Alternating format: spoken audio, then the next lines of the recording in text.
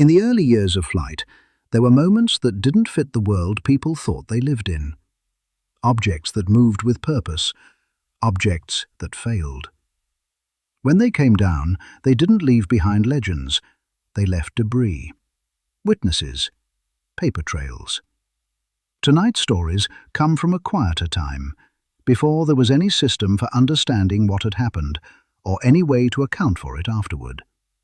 Aurora, Texas, and Magenta, Italy.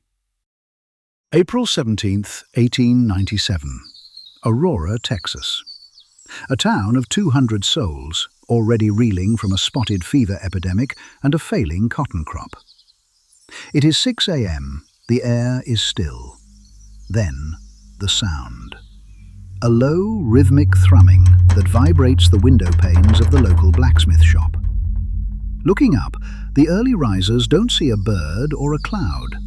They see a massive, cigar-shaped craft, moving slowly but with a heavy metallic presence. It is silver, reflecting the first light of the Texas sunrise. It was headed north, right through the center of town. The craft loses altitude. It clears the town square, skimming the rooftops, until it reaches the northern edge of the settlement, the property of Judge J.S. Proctor. There is no scream of engines, only the sound of shearing wood and a violent, blinding explosion. The airship collides head-on with Judge Proctor's windmill, the town's primary water source. The tower is obliterated and the craft shatters. In the aftermath, his wife's garden is littered with debris, a strange mixture of aluminum and silver, according to those who first reached the scene. But it isn't the metal that stops the crowd in their tracks. It is what they find among the wreckage. The townspeople pull a body from the debris. It is small, frail, and described by T.J. Weems, the local U.S. Signal Service officer, as not an inhabitant of this world. There are no philosophical debates. There is only the immediate practical response of a 19th century frontier town. They don't call the government, they call the undertaker. The Martian, as the papers will call him, is given a Christian burial in the Aurora cemetery. A small, rough-hewn headstone is placed over the grave, etched with a crude sketch of a cigar-shaped craft. The debris is hauled away. Most of it is dumped into the bottom of Judge Proctor's ruined well. Decades later, Brawley Oates purchases the Proctor farm. He clears the well to use the water, but soon develops a severe, debilitating form of arthritis. He claims the water was contaminated by the metal scraps at the bottom. He seals the well with a concrete slab and builds a house over it. That slab remains there today, a tombstone for a mystery buried in the Texas silt. In the 1970s, the case is reopened by researchers and the media.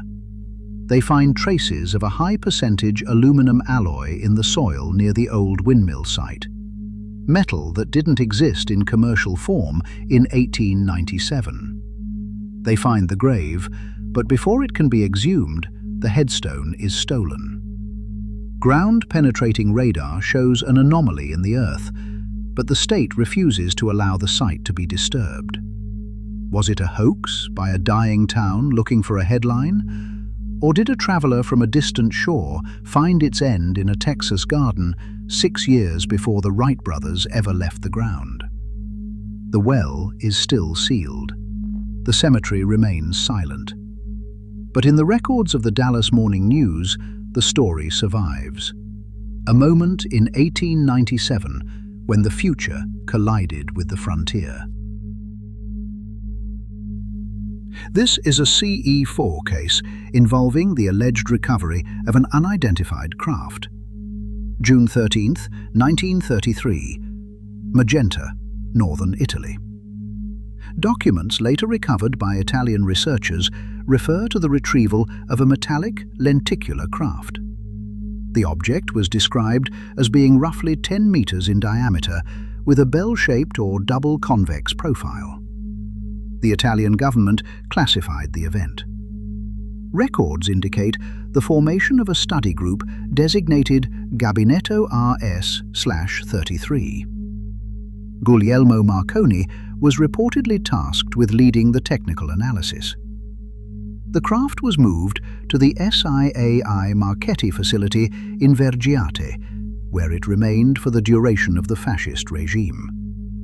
David Grush testified that the Vatican became aware of the recovery through internal channels. According to his statement to Congress, Pope Pius XII facilitated a back channel to the United States regarding the craft's existence. In 1944, a unit of the Office of Strategic Services, the OSS, was reportedly tasked with taking control of the site. The craft was removed from Italy and transported to the United States. This event predates the Roswell incident by 14 years. Grush's testimony places this recovery at the origin of a multi-generational crash retrieval program that remains classified. The documents and the craft are claimed to be part of that ongoing record. In Aurora, the crash was witnessed, reported, and buried. In Magenta, it was recovered, documented, and classified. Different places, different decades. But in both cases, the encounter moved from the sky into towns, into records, and into human hands. These are the details as they were recorded. This is Close Encounters. Thank you for being part of this episode of the Watchers Project. Our journey has 4 pillars. The Odyssey, exploring patterns across time and space. The Chronicles, honoring cultures with deep storytelling. The Academy, where knowledge becomes wisdom. And Close Encounters, where we dive into first-hand experiences with the unknown. If you want to keep exploring with us, subscribe and follow along. There's so much more to uncover together.